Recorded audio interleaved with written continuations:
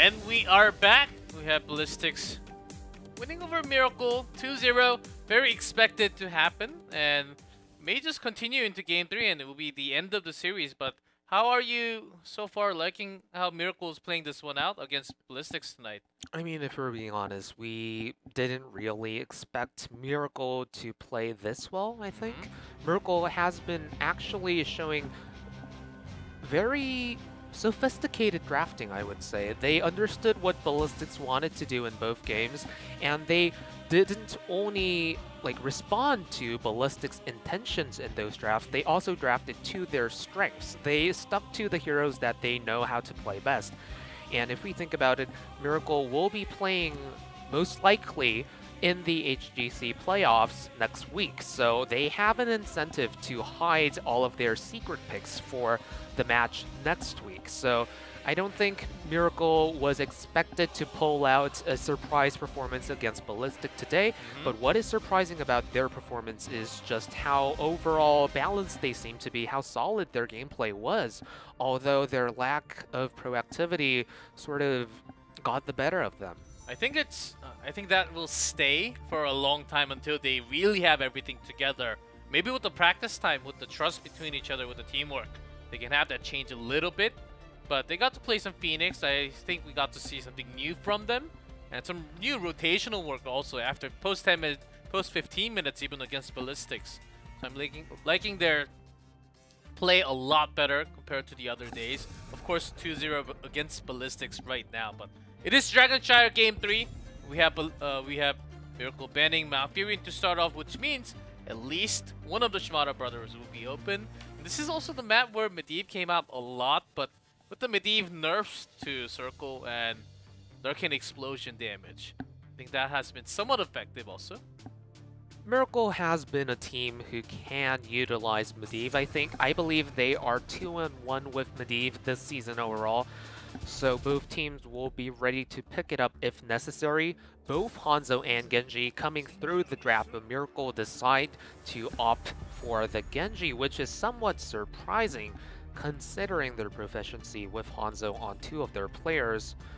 But generally, I guess most teams tend to prioritize Genji over Hanzo if both are open. I don't think that is the right choice for these teams to make, though. I was more expecting, especially how Miracle was picking tonight, a Garrosh first pick maybe, because GD has been a lot better in Game 2, but because of that Genji, they will lose 2 instead. Hanzo and Garrosh goes over to Ballistix, which is somewhat of a scary thought going into Dragonshire here, as lots of the choke points, you'll be getting caught with the rotation. And we're talking about SCSC's Hanzo, though may just be SDE. I think we're seeing some new things from Ballistix tonight. They are definitely trying to become a more flexible team in terms of drafts. This Garrosh pick in particular proves it, I think, because as we've mentioned before today, Hooligan always sticks to the Tyrael and other tanks, tends to stray away from the Garrosh, although he had a pretty good Garrosh in the Eastern Clash Finals. But taking it this early in the draft, it might be somewhat centered around countering Miracle's strengths, but something to think about. And if you, as you mentioned, if SDE ends up playing the Hanzo, then that will mean a lot for Ballistix going into the playoffs. And another Phoenix pickup from Miracle along with Uther to pair up with Genji.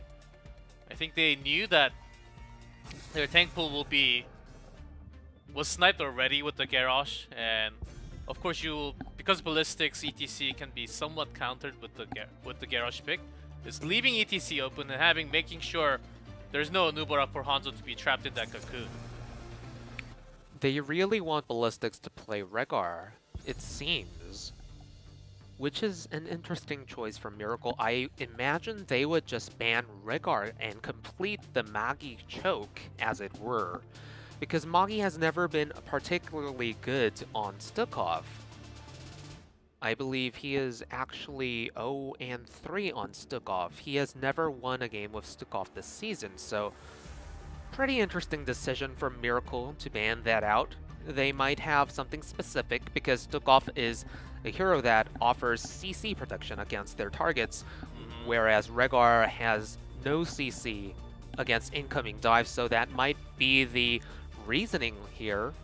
I believe Miracle's approach to the draft thus far has been overall solid. First banning Malfurion, they probably blamed their entire game 2 loss on Malfurion simply because of all the Twilight Dreams that Magi pulled off. They were amazing, and the Uther pickup was logical because as soon as you don't see the Uther response to a Genji pick on your side, you're inclined to pick up the Uther as well. So Ballistix end up taking Rehgar as expected, and also the Greymane once again. I think maybe Miracle was just thinking Stukov pair is so much better with the Garrosh compared to Rehgar. Also the silence, it's always a big tool when you go into Teamfight. Phoenix was not able to warp out many times when that silence was, lurking alarm was there. And Ballistix, I think they're really sticking with that Greymane pick. Maybe expanding SDE's hero pool a little bit here. Maybe that's what they're trying to do before the big playoff is there next weekend. If you consider that their main competition going into the mid-season brawl will essentially be KSV and the third team from Korea and the top European teams, their inability or previous inability to play Greymane or stuff like Garrosh or stuff like Stukov, all of these things will be severe weaknesses in the mid-season brawl, so it's really good to see them trying to shore up those spots in their game right now. And Johan, as we mentioned before while talking about these drafts, Miracle are definitely playing to their strengths. I believe they also have a positive win rate with Johanna, and Malthael is one of H82's best heroes, so overall, really solid draft, and also playing the numbers games pretty well on Miracle's side. So good job by Sniper, I guess. More times it was on when they played Johanna, it was on Spider Queens. Because of that wave clear, easy rotation. And also against Garrosh, Iron Skin is a pretty good tool. Also against Garrosh, against Maiev oftentimes also. And has been always been Judy's strength as a team in the team as Miracle, and I also believe that is true. Has a pretty good positive win rate on that Johanna. So well done by Miracle, but how is Ballistix going to? They always put Jungha to the last moment. It has been usually SDE, the last DPS as a flex, but today against Miracle, Ballistix really focusing on Jungha to just flex into the last solo lane here. And that is a positive change, I believe, because even before this match started, today we were talking about how compared to flex players such as Dami or Lockdown or Gyocha, Jungha, despite having such a massive hero pool, was getting oppressed in the draft, always sticking to heroes such as Dehaka, Lyric, and Blaze. And although he picked Dehaka last in this particular game, saving his spot for later in the draft, I think will benefit Ballistix massively in the long run. Because saving your flex DPS pick further down in the draft doesn't really achieve that much unless you're trying to pull out a surprise cooldown or something like that. Because the ranged assassin flex pool currently isn't that large, so it's pretty much telegraphed what you're going to pick. Yep, the top tiers oftentimes, that's why they're picked the first, not the last. Unless you're going to pick something like an Illidan, some crazy DPS pick for the last one. It was usually KSB Black that pulled off the initial move back in 2016, having like a Thrall or Illidan the last pick with Avatar. We're not seeing that anymore. Maybe once or twice from KSB, but that was it. Ballistix is always flexing in a Tychus or the last DPS like a Junkrat to finish off the draft. But we're going to continue with SCSC's Hanzo tonight. You're in for a treat, really, because Jungha is probably the best Dehaka in Korea, SC is probably the best Hanzo in Korea, and Magi, not so definitive in his mastery, or his relative mastery in the role, but he was always famous for his Rehgar, even before he went pro. Rehgar was the hero that really made him famous in amateur circles. Hanzo, of course, nerfed on this patch to level 4 W build. Has been somewhat effective when when you go for the solo camp, it takes a lot more time. An extra W to be in fact for golems or even the night camps. After 16, it doesn't really matter, but before 16, you actually run out of mana. H82 just having the early control timing, because once you know Hanzo starts going to the camp, you will be out-rotated with the macro. Decision to send Malthael downwards and let Genji stay in the top lane. Pretty reasonable from Miracle. Overall, not much going on. Both teams playing the standard macro game pretty well. Jungle will have to step away from that shrine.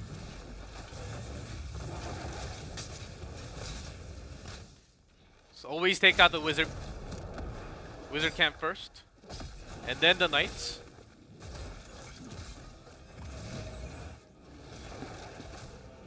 So warping out from Hooligan just in case you get tossed.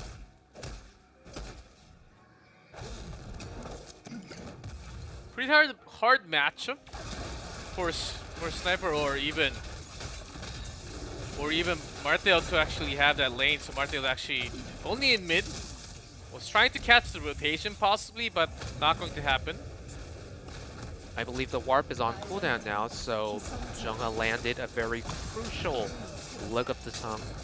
Really well done by Ballistix in securing that, and if they finish off Malthael as well, huge lead early on going on for Ballistix, which was somewhat to be expected, to be fair, considering how solid their rotations are. That was a weird one by Gunza. The warp was definitely late, right? Just thinking that you can escape. I guess he didn't really know about the rotation coming down, possibly because most of the teammates were focused on top. You think you can just work, but the cooldown is pretty long on that warp, so you gotta be careful. While not much is going on in terms of action in this game, something that I wanted to touch on is it's becoming more and more difficult how to think about Miracle, because it seems ridiculous and incredible now, but two of these players have been Korean champions before. They went to BlizzCon. They were so good back in 2015, and even in their prior iteration of the organization as MVP Miracle, they were a very good team, top 2 in Korea back when they had different members. But now, do we just classify them as a purely relegation team? Do their legacy hold any weight anymore? I think it really showed just now how they knew that rotation from Junga was somewhat coming, and using those minions to not get dragged. I think if that drag connected to any target except for Johanna was certainly going to be a kill. Great movements coming out from Miracle. Just leading that rotation from Tehaka coming all the way down there. Whole level lead out from Ballistix, and I don't think it's really that fair for us to expect Miracle to keep up with their rotations, especially since they have the global advantage as well. And although they do have a Genji for added solo lane pressure, it's not like Genji has a buddy right now. Okay, self-heals, but actually Rhaegar is the one that's caught. Magi, again, a little bit disappointing in his action, as maybe he was looking for a kill by diving in. A Sniper is the one that will be a trade for both teams. That was a really good answer from Ballistix, taking out the Genji. And Judy, really dangerous position. A great cocktail finishes him off. Oh, wow. SCSC's Hanzo. Wow. It's... we'll be safe with the armor, but you know why that Hanzo is oftentimes banned? Because those Ws will... most of the W will actually land on the target. Saying I'm not lying, it's SCSC's Hanzo. It's preternatural, really. Another drag. H82's gone.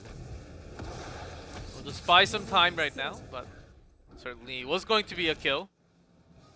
You know, ever since Europe became really good, coming into 2017, you know, Korean casters, Korean fans, we all used to say that almost automatically, without thinking about it too much, that X Korean player was the best in the world at X hero as long as he was the best with it in Korea, because we automatically assumed that the best player on a certain hero in Korea would be the best in the world.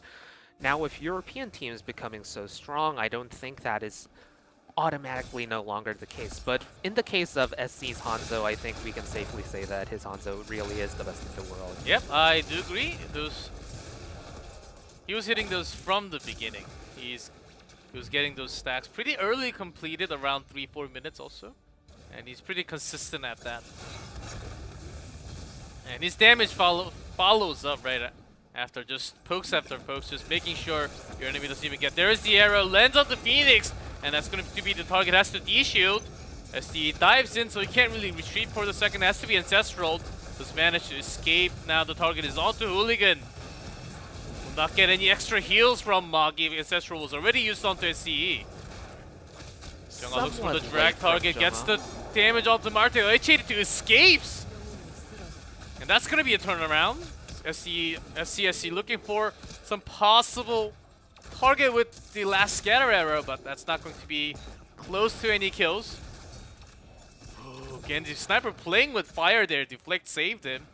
That was really good team fight overall from Miracle. Coming in the clutch, and they will not be— oh wow! The dash comes off cooldown at the perfect time. And STE is also caught. Don't know what exactly happened off the screen there, but 2 kills for Miracle, better of a trade at the end.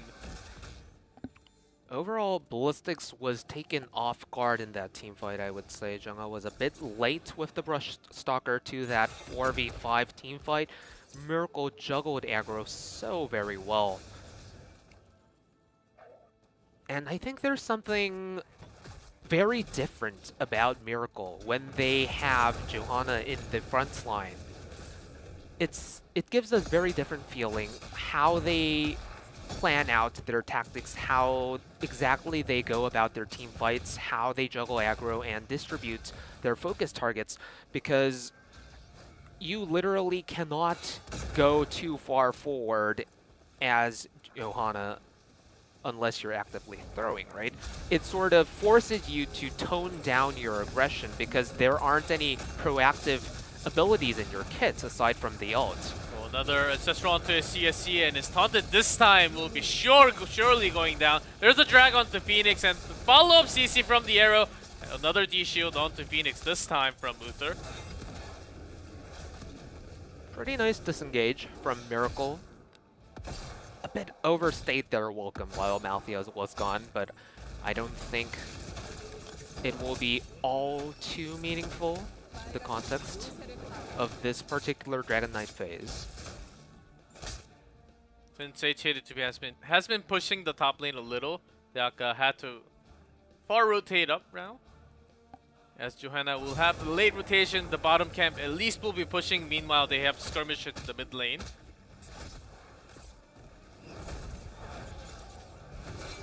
Let's look at the 3v3 as HGC gets taunted. Will survive with the healing from Uther.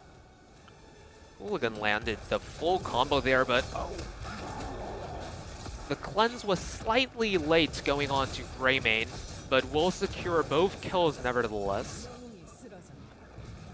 It was a great stun timing by Jaehyun, just stopping Greymane for a split second, make sure HGC had more hopes of surviving for the second.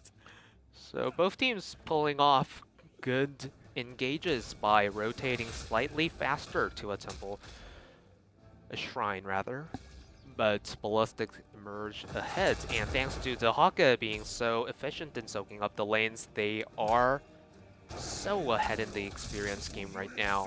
Level 15 Dragon Knight will take this fort for sure and secure them a talent tier advantage. And Dehaka is pushing that top fort as well. And he's trying to harass off screen, but that's going to be going down very soon regardless. And this Dragon Knight will certainly be close to a keep unless HGC pulls an amazing play here. But they have to retreat. And that's 16. Guarantees their rotation. Even pulling off all the way to the top, make sure the Haka has a better time split pushing now. You know, after watching Miracle play Phoenix for a couple of games now, Phoenix really feels like, oh, but a team fight is going on now. There's a salvo, connecting out to Hooligan, gets perfect, and Stressor from Magi, but the CCs connect, and there's the last right taking the kill. We actually had lots of kills, 15 combined already in this game. That was a pretty good pick-off by Miracle, although Sniper was a bit wishy-washy with his second reset with the blade there. Going for the Haka, then immediately jumping out as to possibly avoid the tongue. I thought they were going to engage with the Strip Strike from Sniper, possibly. But I think the only thing that was delaying them from going in was that level 16, even though they have a member down. And Hanzo pretty fast after that level 16. You can see those scatter arrows just bouncing off everywhere. Still a great hero. Still a great hero indeed, and Miracle is catching up to the talent tier now, and they will surely want to pull off another team fight as soon as Dragon Blade comes off cooldown. Which might be about 10 seconds away, although we don't have access to the cooldown timers right now. Should be very close. They can just continue. Ballistix can just continue to rotate. Rose and Judy, surprisingly, as getting that salvo. Hooligan's taking damage. Last right continues. Connects, I guess, no Ancestral. Maybe that was on cooldown as Magi was right next to him. Too bad. I think it was going to be close. I think it should be available by now. Miracle's composition is looking stronger and stronger by the moment, and I think their recent couple of engages have really shown why they drafted the way they did. They wanted to force Ballistix onto Rehgar because they wanted to ensure that Genji would not be blocked by any kind of CC while going in, and so far their engages have been doing really well. And they're on to chase Judy, popping that iron skin. And that is just enough for them to escape from the chase. Gets Garrosh down, and Garrosh has been the target with the last right, breaking through that armor, doing the percent damage from H82. And I believe that connected twice, so the cooldown should be lower also. Ballistix should be feeling a bit frustrated at this point in the game. They are still ahead in experience. They still know how to rotate around the map to retain that experience lead, but it's looking increasingly clear that they will have a hard time winning future team fights. And a 20 versus 20 situation is coming up pretty soon, with no keeps down on either side, so they will have to figure out a tactical formation to beat out what Miracle is doing to them at the moment. And that's why they're just kiting out right now, delaying the retreat as Jungha's pushing top. They're trying to do some chip damage onto the keep wall, but it's going to take a long time for Haka alone to push all the way into the keep. I don't think that's even possible right now of how the rotation is going between these two teams. As Genji would always make the early rotation to just clear that wave if it's big enough. This time they decide it's not even needed because the wave is already gone from the wall. Genji's map movement right now is extremely wishy-washy. Does he want to go for the 1v1 on the Haka right now? No. I'm not entirely sure There's a what taunt Genji is onto doing. Phoenix gets caught at a critical timing. Maybe going for more kills as Judy goes very low. Second kill, that's a drag onto Uther, chain CC'd, and even isolation lens right on top of it. H82 looking for a lucky kill maybe, but that was maybe just wishing for some lucky Christmas gift. But Magi was But we all know completely Santa on doesn't top of exist. it. Right. What? What? I didn't say that, guys. Santa's there. That's big news to me, for sure. Somewhere in Europe, but we're in Korea, so. Well, that was very underwhelming on the side of Miracle. I'm not. Oh, Rally, just to make sure. Santa exists. Don't cry at home. I am going to have a long, good cry at home. But Sniper is generally cited as the primary shot caller for this team, and his map movements in the minutes prior to that fatal team fight. Oh, right after they're breaking. It seems like they're almost done. They lost a screw in their brain right now, and they're getting picked apart as they're trying to sustain. Actually, after 20, HGC getting that D-shield, trying to do what he can with the last strike, but not with a follow-up kill as Hanzo's on that Dragon Knight. Gets a kill onto Uther in the turnaround. Judy and HGC doing what they can without the Phoenix, but here comes Gunza. He's looking for that CC. Warps in for the kill, but Wow. oh man. That's some desperation. I was also looking at the talent. Maybe he got the reset onto the warp at 4, but that was not even the case. This should be a handy 3-0 for Ballistix. The Dragon Knight is way too healthy, and the Dragon Knight is level 21 Dragon Knight.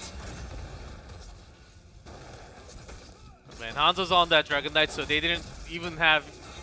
They had less of a damage, but still more than enough to finish off the core as Hooligans pretty healthy along. And that's going to be 3-0s, finishing the series. Ballistix taking the win over Miracle as very well expected, Rally.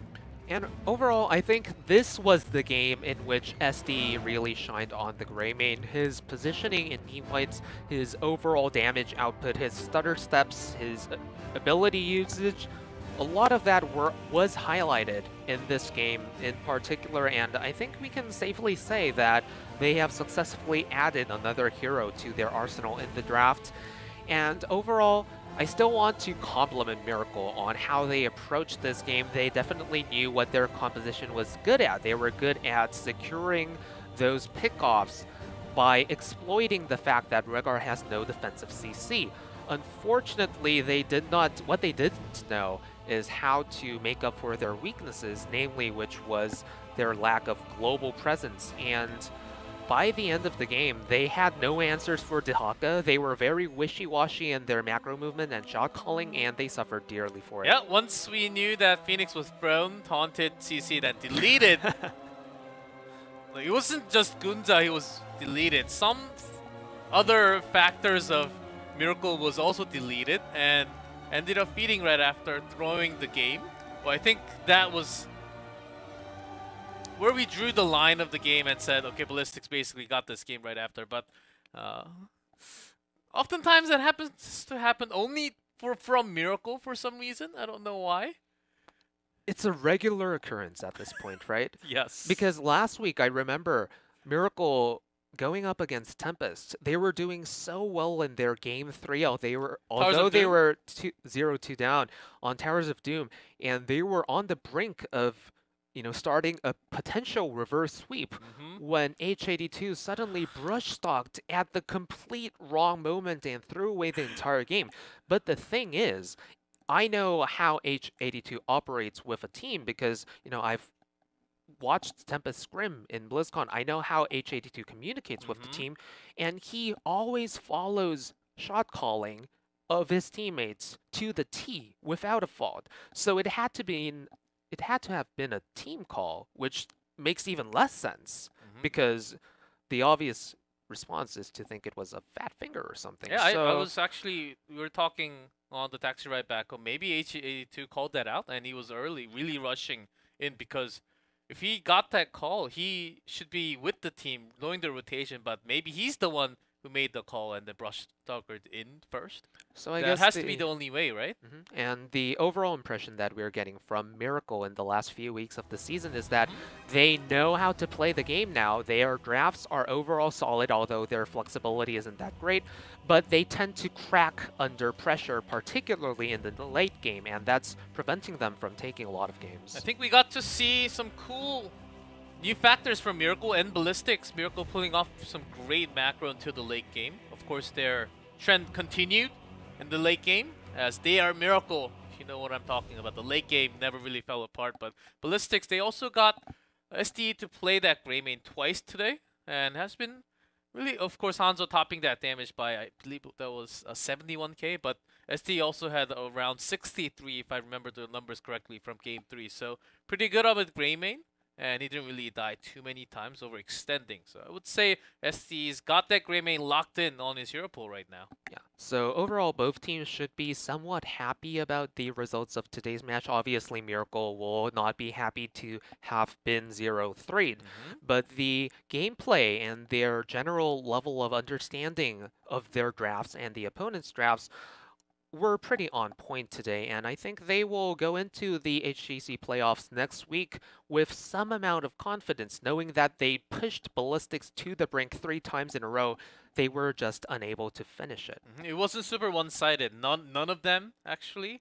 They were able to use Phoenix and make him work. He wasn't really outstanding, but he wasn't terrible at the same time. I think Gunza was an okay Phoenix, and right now in Korea, the Phoenixes that has been happening was 100% win rate until today, but dropping down to, I guess, 60, 3 out of 5. I guess it's sort of difficult and possibly misleading to take today's Phoenix performances and sort of project that into how strong the hero generally is. But I think after the nerfs, Phoenix does seem to be in a much more balanced place. I'm not implying that he was grossly imbalanced before, but certainly the damage output of Phoenix, what we've seen today, doesn't seem to be all that impressive. Yeah, it was quite okay, I would say, with a solid backline. We're going to have some highlights of the first series between the two teams. Miracle had lots of tools to go in and then disengage, but this teamfight just felt like they were using everything at the same time. And once that happened, the isolations from Miracle and getting kills after kills for Ballistix, and once this teamfight was over, it was already tilted towards Ballistix. There are so many things we can talk about when we discuss and analyze and break down a team fight, but overall, especially when the teams are of different power levels, at the end it often comes down to just which team was better coordinated, and Ballistix was definitely the better coordinated team in every single team fight that occurred today. Yeah, I think that's a good sum up of what happened in the first series. Look at that Greymane, and SCSC was always safe. If you're leaming against that Tracer, you are looking for some lucky cues or some mistakes from that Tracer player. Unless that happens, you will not get the kill. Unfortunately, the Tracer player was SCSC. So we can tell, and that's game number 3. And this is, by the way, Hanzo on that Dragon Knight. SD really shoved in a huge amount of damage at this level of health right there. I was super impressed by his overall play in this team fight, weaving in all of those auto attacks until the very end, serving as the main damage dealer of his team. What happened to that Phoenix? Where did it come from? Well, with that,